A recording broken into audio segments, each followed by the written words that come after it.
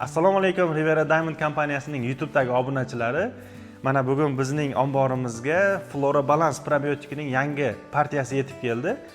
Hozir buni sizlar bilan birgalikda ochib ko'ramiz. Xo'p, Bibinor kompaniyasida yangilik, qadoqdagi dizaynlari ancha o'zgaribdi. Bu juda ham yaxshi. Xo'p, mana ko'rishingiz mumkin. 500 grammlik qadoqda Bibinor hamda Bioqon laboratoriyasi hamkorlikda ishlab chiqargan Flora Balance probiotiki.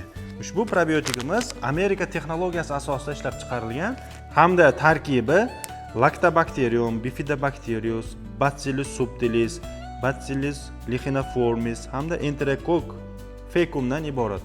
Xo'p, yana qo'shimcha ma'lumot sifatida aytib o'tishim mumkin. Ushbu Flora Balanceimiz halol, ISO hamda GMP sertifikatlariga ega. Ya'ni bu to'liq xalqaro standartlarga javob beradigan O'zbekistondagi yagona ishlab chiqariladigan Flora Balance probiotik.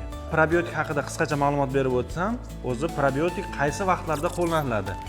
Albatta hammamizga ma'lum, bakterial kasalliklarda parrandalarimiz yoki chorva hayvonlarimiz bakterial kasalliklarga qarshi antibiotik ichadi. Antibiotik ichgan vaqtida o'sha mikrofloradagi foydali bakteriyalar, ya'ni sanab o'tgan bakteriyalar bu foydali bakteriyalar hisoblanadi. Ya'ni antibiotik bilan birgalikda nobud bo'ladi.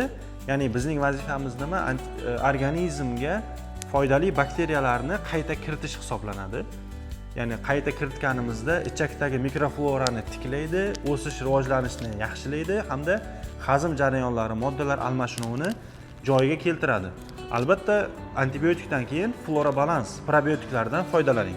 Bunday ma'lumotlarni yo'qotmaslik uchun bizning YouTube, Instagram hamda Telegram sahifalarimizga obuna bo'lib qo'ying. Hali yangiliklarimiz juda ham sizlarga ko'p. Xorijlik mutaxassislar bilan vebinarlar tashkil qilish rejalarida bor. Albatta obuna bo'lib qo'ying.